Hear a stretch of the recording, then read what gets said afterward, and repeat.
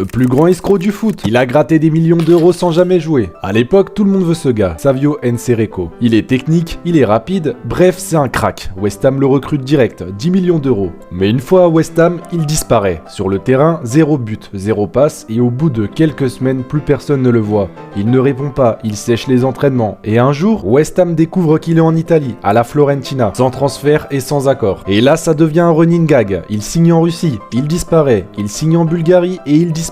En Roumanie, pareil. À chaque fois, il fait genre je suis motivé. Il signe le contrat et plus personne. Et là, tu dois te dire pourquoi il fait ça. Parce que les clubs le paient à la signature. Il vit sur les primes. Parfois, il donne de fausses identités, faux passeports, faux âge. Il se recrée une nouvelle vie à chaque fois. C'est du football plus de l'arnaque. Le plus fou, c'est en Thaïlande. Il simule son propre kidnapping.